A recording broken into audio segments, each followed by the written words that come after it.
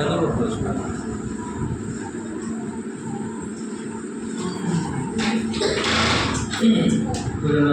కూడా నేర్చుకున్నాంతో మరోసారి మీకు అభివృద్ధి చేసుకుందాం.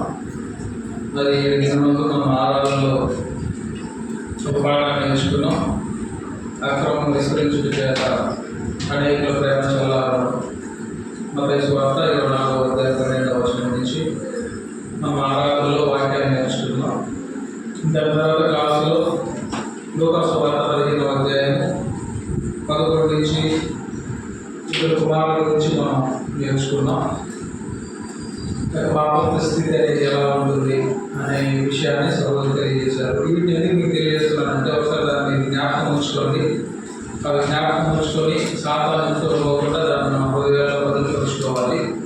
మరి ఆ సమయం ముందు కూడా సహోదరుల ద్వారా మనం వాక్యాన్ని అనుభవతున్నాం. కాబట్టి మీరు అందరూ కూడా ఆ యొక్క వాక్యం వినే విషయంలో మరి ఎలాంటి ఆలోచనలు పోనీయకుండా మీ యొక్క హృదయాన్ని ఆలోచనలు మీ యొక్క వాక్యాలు వినడానికి మీరు సిద్ధపడాలని ప్రయాణంతో కోరుతూ ఈ యొక్క సమయంలో మన దేవుని యొక్క వాక్యాన్ని గురించి అవసరంగా శుభ్రపరుస్తూ రావాలని ప్రయాణంతో కోరుతున్నాం.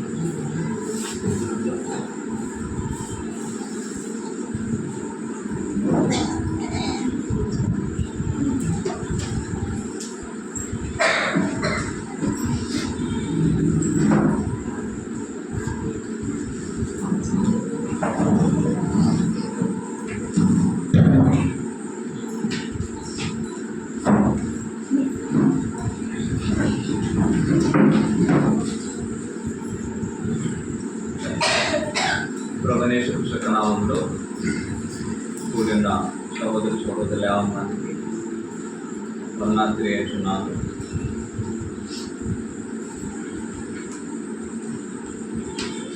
దేవుడు అనుగ్రహించిన సమయంలో మనమందరం కలిసి ఆయన మాటలు చదువుకొని మనలో పాదం చేసుకొని మనమందరం ప్రభువు జరగడానికి ప్రయాసపడతాం.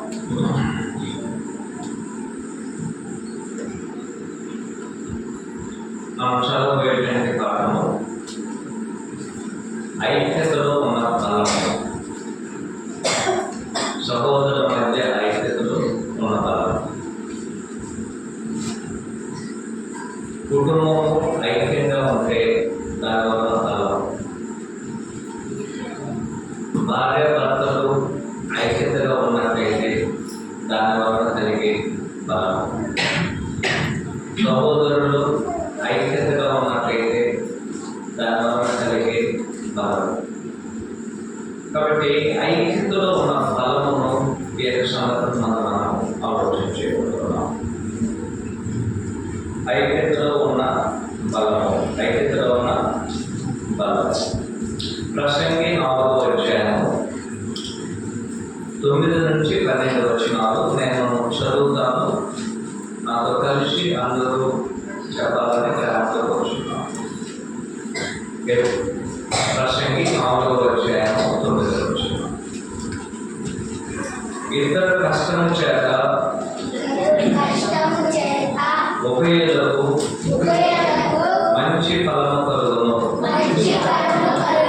కనుక ఒంటిగాడై ఇంద్రుడి కంటే ఇద్దరు కూడి ఉండుట మేలు. వారు పడిపోయినను ఒకడు తన తోటి వాణిని లేవనెత్తును. అయితే ఒంటరి కాదు పడిపోయిన ఎడల వానికి శ్రమే కలుగును. వాని లేవనెత్తబోడు లేకపోవును. ఇద్దరు కలిసి పట్టుకుని ఉండుట వారికి వెంట కలుగును. ఒంటిగానికి ఎలాగూ వెంట పుట్టును. ఒంటి ఒకరికి మీద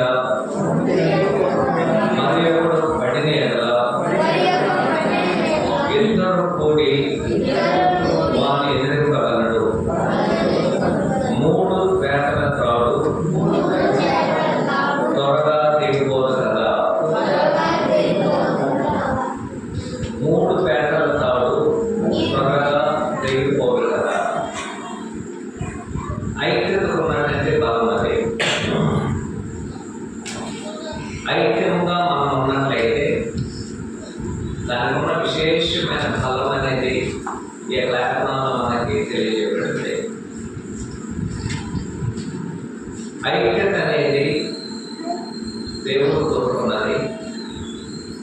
మనుషులు ఐక్యతను కోరుకోరు. అయితే దేవుడు మనుషులు ఐక్యంగా ఉండలేదని ఆయన ఉద్దేశిస్తున్నారు. ఈ విషయమును దేవుడు లోకములకు తెలియజేశాడు. ఐక్యత అనేది ఎంతో ప్రాథమికమైనది. అలాంటి ఐక్యతను కలిగి ఉండడం ద్వారా మనం అనేకమైన వాటిని సాధించవచ్చు. ఇక్కడ ఆయన 3 ఉదాహరణలు చెప్పారు. ఒకటి, ఐక్యతగా ఉన్నట్లయితే ఇద్దరు పని చేసినప్పుడు కలిగేటువంటి పనికి, ఇద్దరు కలిసి ఒక పనిని చేసేటప్పుడు ఆ పనిలో కలిగేటువంటి ఒక వృద్ధికి, ఒకటే పని చేసినట్లయితే కలిగే వృద్ధికి వ్యత్యాసం అనేది ఉంది. ఇద్దరు ఒక పనిని చేసినట్లయితే త్వరగా జరిగిపోతుంది.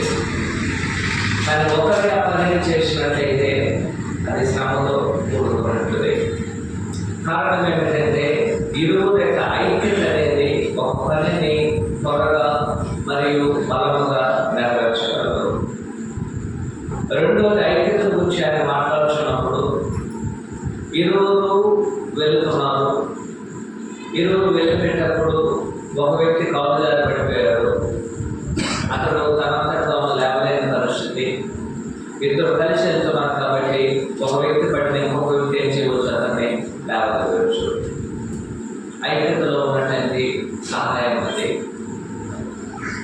చలికాలంలో ఎప్పుడైనా సరే మనుషునికి చలి అనేది ఉంటుంది.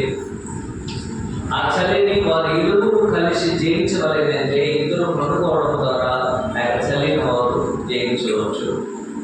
కానీ ఒకరే పడుకోవడం ద్వారా ఆ చలి అనేది అతన్ని జయిస్తుంది. అందువలన ఐక్యతలో ఉన్నటువంటి ఒక గుర్తింపు అది. అని ఇంకొక ఆలోచన చెప్తున్నాను, గమనించండి. ఒక వ్యక్తికి శత్రువు వచ్చాడు. ఒకే ఒక వ్యక్తి అతనితో పోరాడడం అనేది కష్టము. కానీ ఇద్దరు కలిసి ఒక వ్యక్తిని ఏం చేయవచ్చును, పోరాడవచ్చును. ఐక్యతలో ఉన్నటువంటి కాలం అది.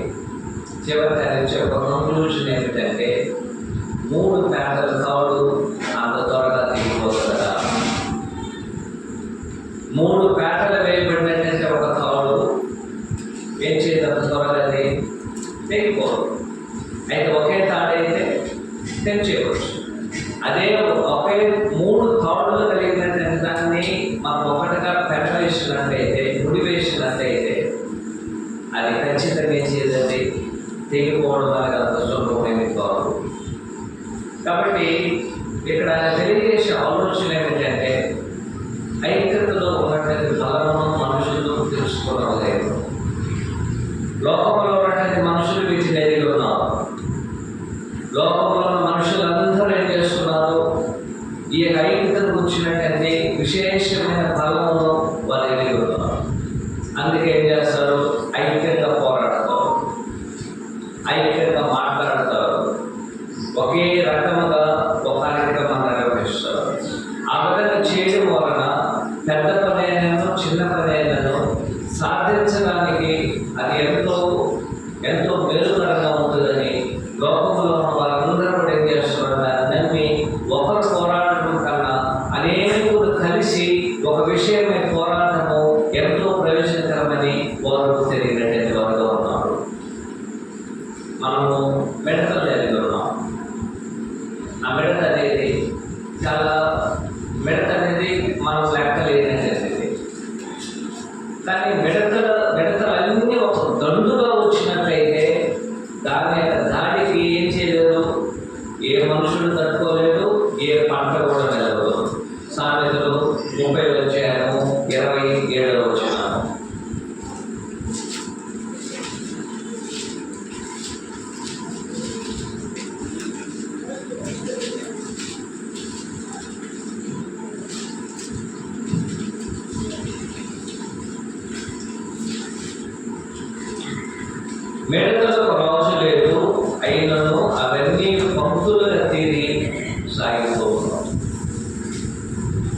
ఒక మిడతలన్నీ రాజులు లేవు. అంటే వారు ఒక మార్గం నడిపించడానికి, ఒక దోవను నడిపించడానికి, ఒక పని కొరకు నడిపించడానికి. కానీ మిడతలన్నీ కలుసుకొని ఏం చేస్తుంది? ఏదైనా ఒక పంట మీద దాడి చేస్తుంది. అది ఒక పంట మీద దాడి చేసినట్లయితే దాని యొక్క దాడికి ఎంత పెద్ద పంట అయినా సరే, ఎంత పెద్ద చెట్టు అయినా సరే, దాని దాడికి ఏం చేయలేదు, అది తప్పించుకోలేదు. అది రాజు లేకపోయినా సరే మిడతలకు తెలిసిన విషయం ఏమిటంటే మనం ఒకరుగా వెళ్ళి దేనిని సాధించలేము.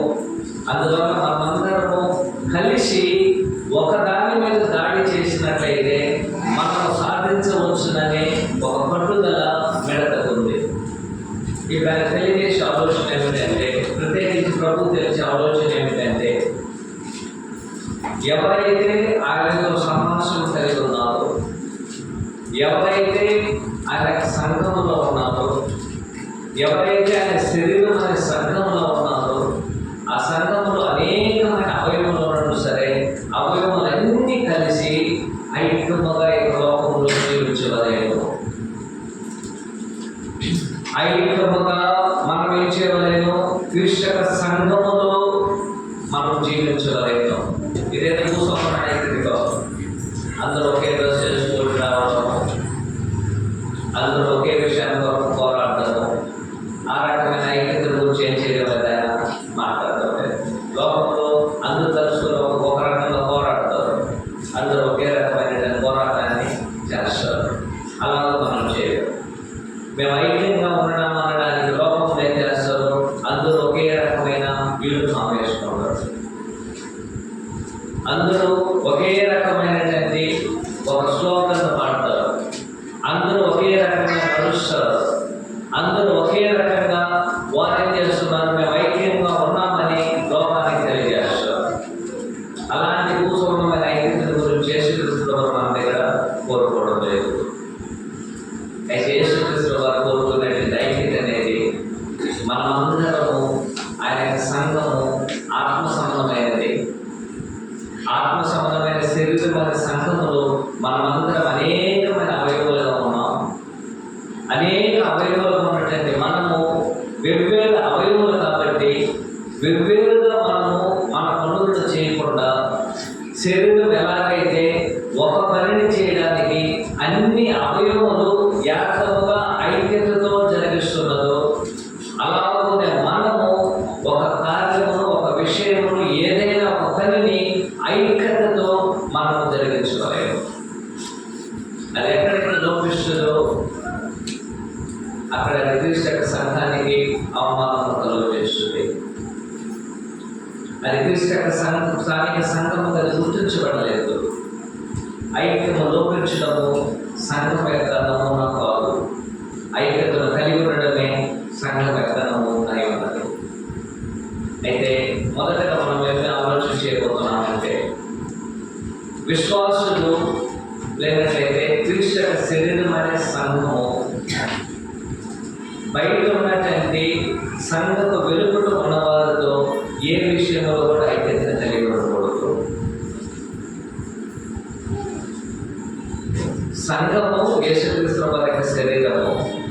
ఆ శరీరము అవయవంలో ఉన్నటువంటి వారు, శరీరము వెలుపలో ఉన్నటువంటి వారితో వారు మేము క్రైస్తవులను పేరు పెట్టుకున్నా సరే, వారు సంఘములో లేనట్టయితే, ప్రభు యొక్క శరీరంలో లేనట్టయితే వారితో మనము ఐక్యతను పెట్టుకోలేము. అలాంటి ఐక్యత గురించి యేసుక్రీస్తు వారు ఇక్కడ మాట్లాడటం లేదు. కారణం ఏమిటంటే, సంఘములో ఉన్నటువంటి వారు ఆత్మ సంబంధంగా జీవిస్తున్నారు. సంఘములకు వెలుపల ఉన్నవారు ఆత్మ సంబంధంగా మరణించున్నారు. మరణించిన వారితో జీవించిన వారు ఐక్యత కలిగి ఉండలేదు. చనిపోయినటువంటి వారితో ఆత్మ సంబంధంగా జీవించిన వారు ఐక్యతను కలిగి ఉండలేదు. అందువలన ఈ యొక్క ఐక్యత అనేది సంఘము లేక ప్రభువు దానిని ఎక్స్క్లూడ్ చేస్తున్నారు, బయటికి తీసేస్తున్నారు. సంఘంలో ఉన్నటువంటి వారు ఎవరు కూడా క్రీస్తు వారి శరీరం అనే సంఘంలో ఉన్న ఎవరైనా సరే సంఘంలో లేనటువంటి వారితో ఐక్యతను మనం కలిగి ఉండలేము. కారణం ఏమిటంటే విశ్వాసి అవిశ్వాసితో సాంగత్యం అనేది కుదరదు. విశ్వాసి కళ్ళు ఉన్నటువంటి వాడు, చూపు ఉన్నటువంటి వాడు, అవిశ్వాసి గుడ్డివాడుగా ఉన్నాడు. ఒక గుడ్డివాడు ఒక కన్ను లేని వారితో జత చేసి ఒక పనిని జరిగించలేదు. వారి ఎవరు కలుసుకోలేదు. ఇదే 2 వచ్చిన మనకి తేటగా తెలియజేస్తుంది. కాబట్టి మృతులు సజీవులతో ఏం చేయలేము, మనము ఐక్యత కలిగి ఉండలేము. సంఘంలో ఉన్నటువంటి వారు, ప్రభు శరీరం అనే సంఘంలో ఉన్నటువంటి వారందరూ సంఘము వెలుగులో ఉన్న మృతులతో, ఆత్మ సంబంధమైన మృతులతో మనము ఐక్యత కలిగి ఉండలేము. దైవ కార్యక్రమాల విషయంలో మన సహజీవనంలో మన క్రైస్తవ జీవిత విషయమై మనము వారితో ఐక్యతను కలిగి ఉండలేము. యేసుక్రీస్తు వారు యోహాను సువార్త 17వ అధ్యాయంలో ఆయన ప్రార్థన చేస్తూ ఒక అధ్యాయం అంతటిని ఐక్యతను ఆయన తర్వాత సంఘము కలిగి ఉండవలే కానీ ఆయన దేవుని యొక్క ఆర్జించడం జరిగింది. 17వ అధ్యాయము యోహాను సువార్తలో ఈ యొక్క విషయం తెలియజేయబడుతుంది. గమనించాలి. 17వ అధ్యాయము 20వ వచనం నుంచి, మరియు నీవు నన్ను పంపితమని లోకమునన్నట్లు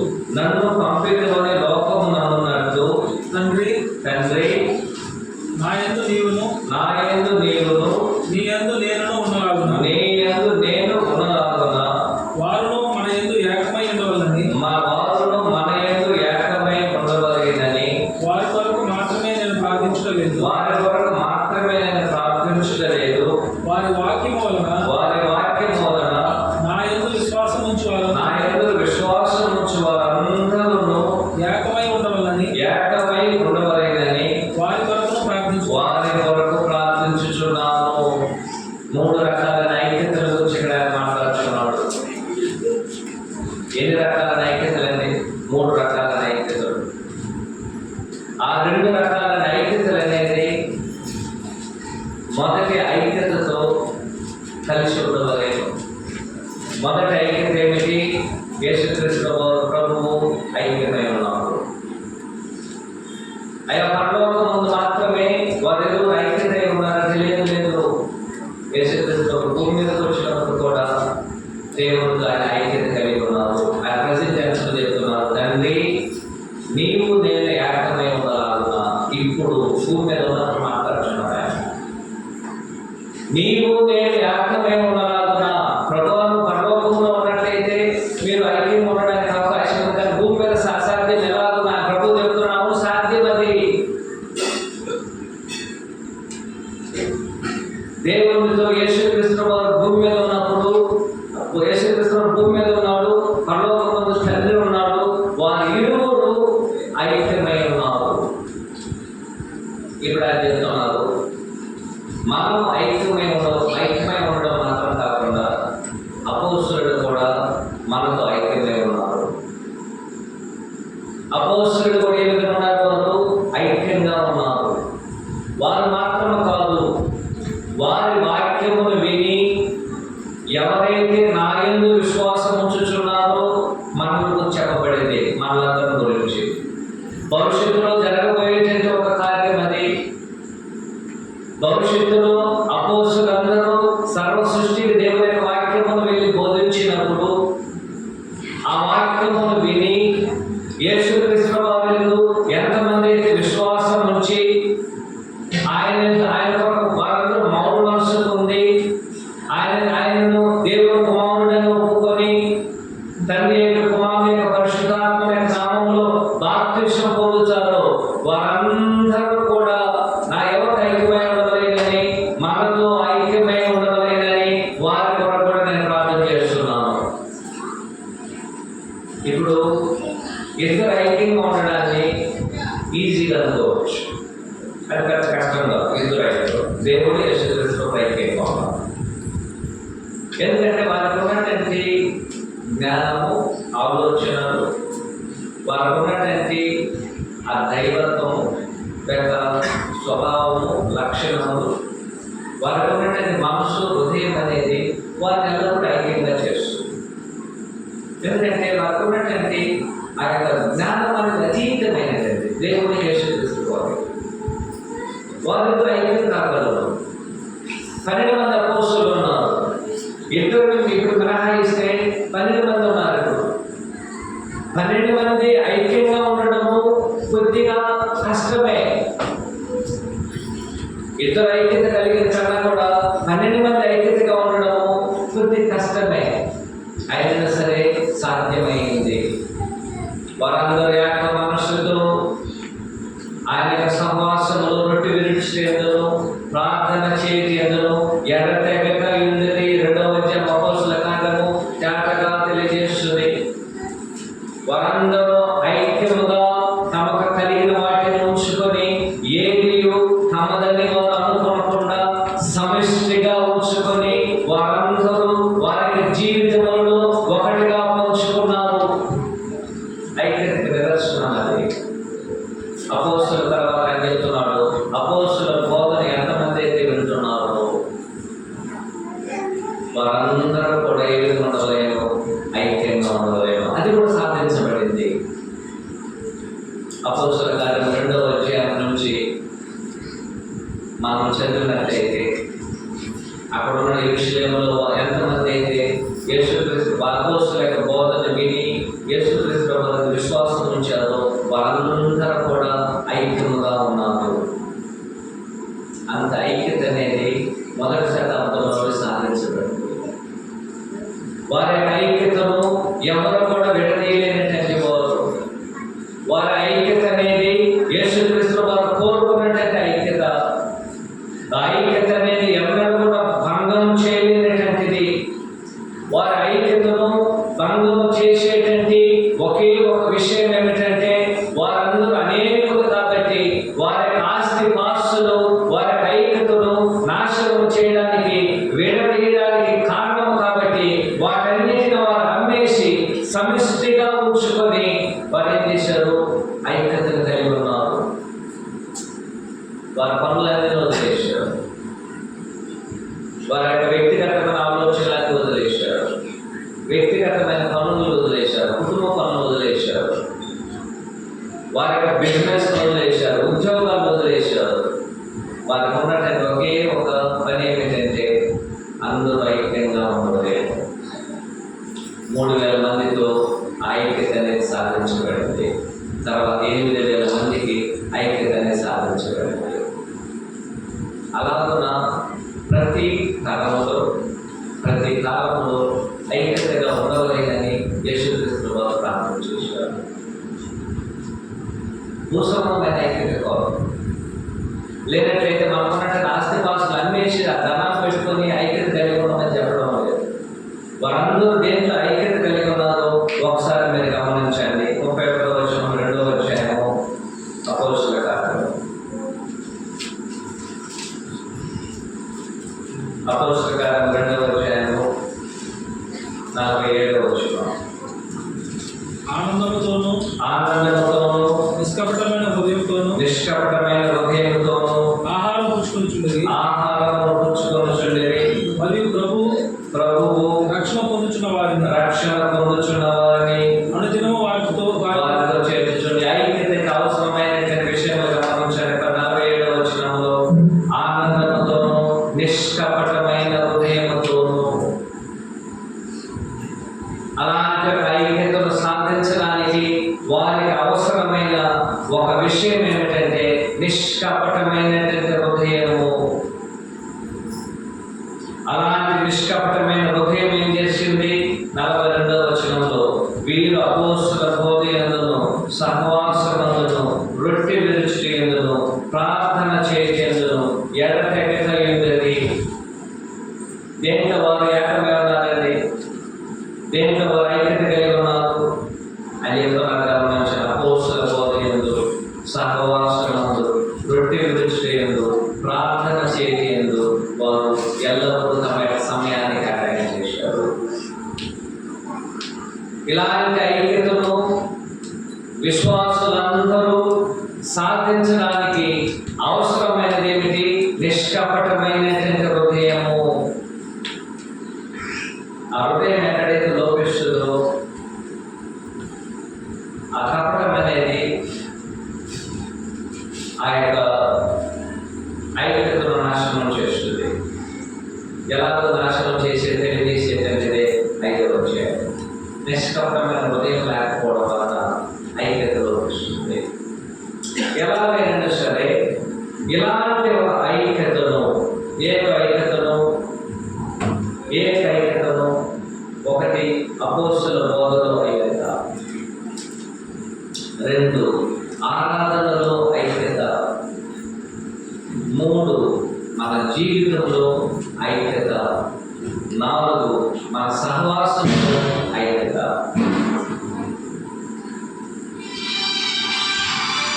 మన యొక్క సహవాసంలో ఐక్యత. మొదటి ఐక్యత ఎక్కడ ప్రారంభించాలి? మన ఐక్యతని మొదట ఎక్కడ ప్రారంభించాలి? అపోస్తల బోధలో ఐక్యత. అందరము అపోస్తల బోధలో ఐక్యంగా ఉండవలేను. అందరూ ఒకే రకమైన బోధను ఎరిగిన వారు, బోధించే వారుగా ఉండాలి. అందరూ అపోస్తల బోధను ఒకే రకముగా ఎరిగి ఉండవలేనంటే అందరూ అపోస్తల బోధను అందరూ ఒకే రకముగా బోధించవలేను. అందరూ అపోస్తల బోధను ఎరిగి ఉండవలేను. అందరూ అపోస్తల బోధ ప్రకారము జీవితములను కట్టుకోవలేను. అప్పుడే ఐక్యత అనేది సాధ్యమవుతుంది. 4 అందరూ అపోస్తల బోధ పక్షంలో పోరాడలేను.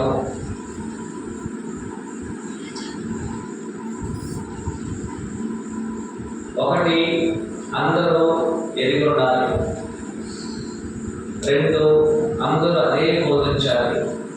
3, అందరూ ఆ వచనాల ప్రకారమే, ఆ బోధ ప్రకారం జీవితాలను కట్టుకోవాలి. 4, అందరూ ఆ బోధ పక్షంగా పోరాడాలి. అదే అపోస్తల బోధలో మనకు సహవాసం. ఇలాంటి సహవాసం కలిగిన వారు ఇక్కడ ఉండొచ్చు, వేరే దగ్గర ఉండొచ్చు. అయినా సరే మనమందరం అపోస్తల బోధలో ఒకే రకమైన ఐక్యత కలిగి ఉన్నాం. 2, ఆరాధనలో ఐక్యత. ఈ ఆరాధనలో ఐక్యత అనేది మనకు పెద్ద శోధనగా ఉంది. దాన్ని మనం సాధించలేకపోతున్నాం. ప్రత్యేకించి ఇక్కడ కూడుకున్న స్థానిక సంఘము ఆరాధన విషయంలో ఒక అడుగు కూడా ముందుకు వెళ్ళే పరిస్థితి. ఆరాధన అనేది ఐక్యతతో ప్రారంభించాలి. దాని అర్థం ఏమిటి? ఆరాధనలో 10 మంది, ఈ స్థానిక సంఘములో 10 మంది ఉన్నట్లయితే ఒకే సమయంలో 10 మంది కూడుకుని ఆరాధనను ప్రారంభించాలి. మొదట ఒకరు వస్తారు, తర్వాత 2 వస్తారు. మొదటి ప్రార్థన చేసేటప్పుడు 2 ఉంటారు, పాటలు పాడేటప్పుడు 3 అవుతారు, వాక్యం వినేటప్పటికి 5 అవుతారు, ప్రభు వాళ్ళకి 9 మంది అవుతారు, చివరికి 10 మంది అవుతారు. ఎలా ఐక్యత ఉంది? దీన్ని సాధించడానికి, ఐక్యతను నాతో సాధించడానికి ఎవరు కూడా ఆసక్తి చూపడం లేదు. అందరికి వారి వారి అభ్యంతరాలు ఉన్నాయి, వారి వారి బలహీనతలు ఉన్నాయి, వారి వారి సమస్యలు ఉన్నాయి. కానీ సంఘంలో ఆరాధన కార్యక్రమంలో ఐక్యతను మనం సాధించకపోతే ఎలాగో అపోస్తల బోధలో మనం ఐక్యతను సాధించగలమో ఆలోచించే. 3వ చెప్తున్నాడు, ఐక్యత అనేది సహవాసంలో ఉండాలి. అందరూ ఒకే రకమైన సహవాసం కలిగి ఉండాలి. ఇవన్నీ జరగలేదంటే అవసరమైనది ఒకే ఒకటి, నిష్కపటమైన హృదయం అనేది కపటం లేదండి. కపటమైన హృదయము ఐక్యతను చెబితే, నిష్కపటమైన హృదయము ఐక్యతను దారితీస్తుంది. నాకు కపటమైన హృదయం ఉన్నదా, నిష్కపటమైన హృదయం ఉన్నదని మీరు చూడలేదు. మీకు ఎలాంటి హృదయం ఉన్నదో నేను చూడలేదు. కానీ మా అందరి హృదయములను దేవుడు ఎరుగుతున్నాడు. ఇలాంటి ఐక్యత మన మధ్యలో మనం సాధించలేకపోతున్నామంటే దానికి కారణం ఏమిటంటే, మనము ఒక హృదయం, మంచి హృదయం కలిగి ఉండకపోవడమే. ఆరాధన అనేది మనము వారందరూ ఏం చేశారంట, రొట్టె విరుచుటయందు వారందరూ ఒకటిగా కూడుకున్నారు. రొట్టె విరుచుటయందు వారందరూ ఒకటిగా కూడుకున్నారు. దాని అర్థం ఏమిటి? వారందరూ రొట్టె విరుచడానికి ముందుగానే అందరూ కూడుకున్నారు, ఒకేసారి కూడుకున్నారు. అయ్యా కష్టం ఉంది, నిద్ర లేవలేము, కానీ దేవుడు మనం నిద్ర లేయడానికి మనం సాధించాలి. ఆరాధనలో 5 గంటల కన్నట్లయితే 6 గంటల కన్నా 7 గంటల కన్నా ఏ సమయమైనా సరే ఆ సమయంలో మనము కలుసుకోవాలని ఆసక్తి మనలో ఉండాలి. ఈరోజు ఆసక్తి ఉంటుంది, ఈ 6 రోజులు అయిన తర్వాత ఆసక్తి అంతా ఎక్కడ మరుగులో పడిపోతుంది. మళ్ళీ ఆదివారం వచ్చేటప్పటికి అదే కోణంలో మళ్ళా మనం ఏం చేస్తాము, నిద్ర లేయము, నీళ్ళు వస్తుంది, పండుకోవడం ఆలస్యమైంది, పిల్లలు లేవడం లేదు, కష్టపడి వచ్చాము, అనేక రకాల సాకులు చెప్పి ఆరాధనకు సరైనటువంటి సమయాన్ని కావడం లేదు. దీనివల్ల మనకు కలిగేది ఏంటి? ప్రయోజనం కన్నా నష్టమే ఎక్కువ అని నీవు నేను గుర్తించాల్సిన అవసరం ఉన్నది. 1 కొరింథీ 12వ వచనంలో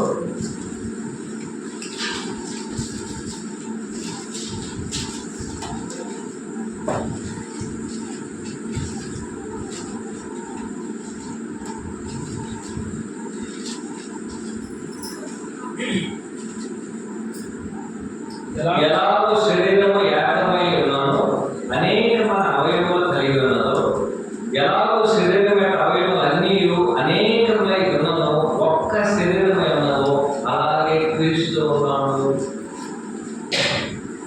ఆ శరీరం అనేకమైన అవయవాలు ఉన్నాయి, కానీ అవన్నీ ఒక శరీరంలో ఎలాగైతే కలిసి ఉన్నదో, అనేకులైన మనము క్రీస్తునందు కలిసి ఐక్యతగా ఉండలేము. పోట్లాడడానికి ఐక్యత కాదు, ఇతరులు తిట్టడానికి ఐక్యత కాదు, పాపం చేయడానికి ఐక్యత కాదు, ఇతరుల మీద మనము ఒక గొడవ పోవడానికి ఐక్యత కాదు.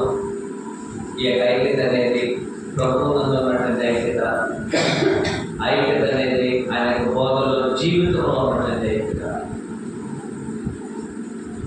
ఈ యొక్క ఐక్యత కొరకు యేసుక్రీస్తు వారు ప్రార్థించారు.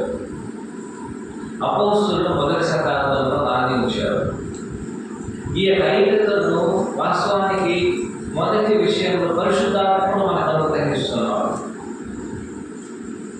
సంఘంలో ఉన్న మనందరికీ ఐక్యతను ఎవరిచ్చేది? పరిశుద్ధాత్ముడు ఇస్తున్నాడు. ఎఫెసీయులకు రాసిన పత్రిక 4వ అధ్యాయము 1వ వచనము.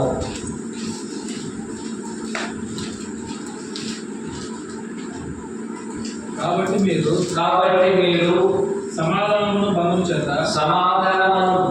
చేత ఆత్మ కలిగించు ఐక్యమును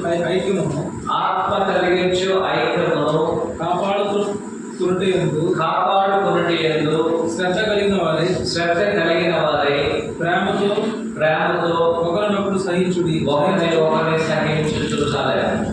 ఐక్యతను ఎవరు మనకు అనుగ్రహించేది? ఎవరు అనుగ్రహిస్తున్నారని? ఆత్మ కలిగించు ఐక్యతను. ఎవరు మనకు ఐక్యతనిచ్చేది? యేసుక్రీస్తు వారు ఇస్తున్నారు. ఎలాగునా?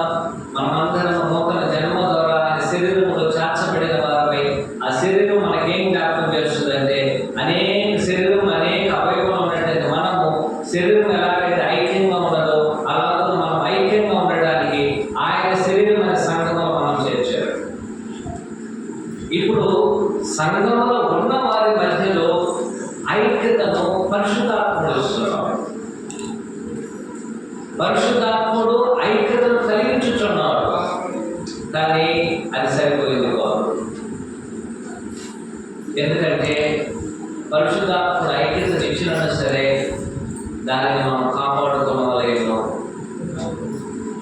ఐక్యతను ఏం చేయాలి? మనము కాపాడాలి. ఎవరు కాపాడాలి? పరిశుద్ధాత్ముడు ఇచ్చి ఐక్యత సరిపోతుంది అనుకుంటే మనం ఏం చేయాల్సిన అవసరం లేదు. దానికి అర్థం కాదండి. పరిశుద్ధాత్ముడు ఐక్యతను ఇస్తున్నాడు లేదని చెప్పడం లేదు. కానీ ఐక్యతను ఎవరు కాపాడాలి అని చెప్తున్నాడు. చివరిగా గమనించండి. ఆత్మ కలిగించే ఐక్యతను కాపాడుకుంటే శ్రద్ధ కలిగిన వారి ప్రేమతో ఒకరినొకరు సహించుడి. ఐక్యతను ఎవరు కాపాడుకోవలేను? ఐక్యతనిచ్చేది ప్రభువు, ఐక్యతనిచ్చేది పరిశుద్ధాత్ముడు. దాన్ని కాపాడుకోవాల్సిన బాధ్యత అనేది మనకు ఉంటున్నది. కరెక్ట్ అండి? అవును.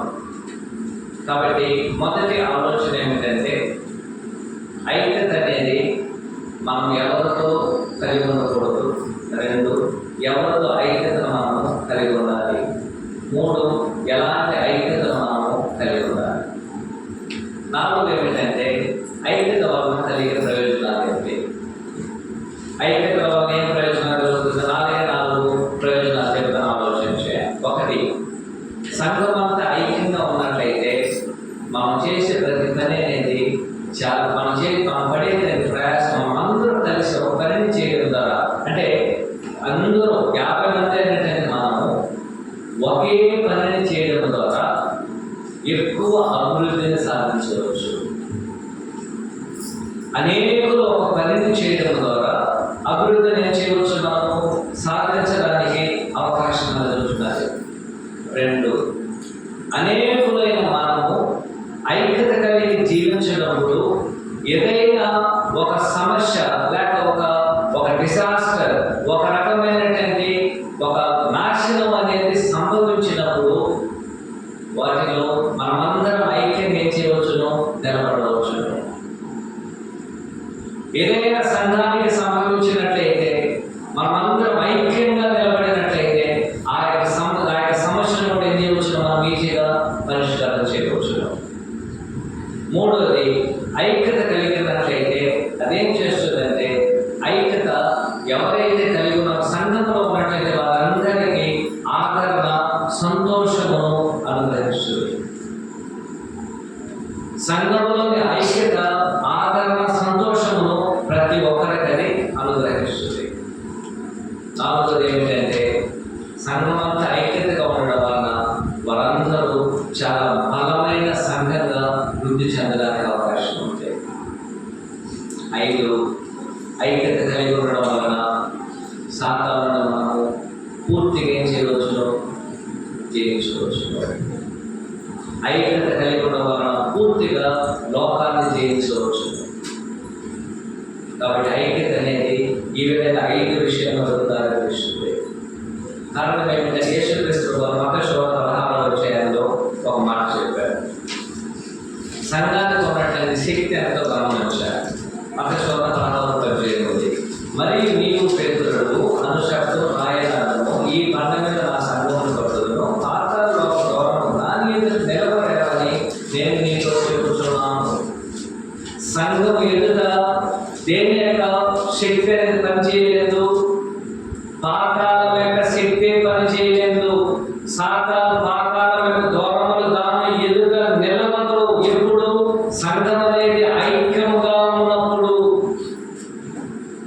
సంఘము ఐక్యంగా ఉన్నప్పుడు పాతాళం యొక్క ద్వారములు, అంటే పాతాళం యొక్క శక్తి, పాతాళంలో ఉన్నటువంటి ఏ బలమైనా సరే సంఘము ఏం చేయలేదు?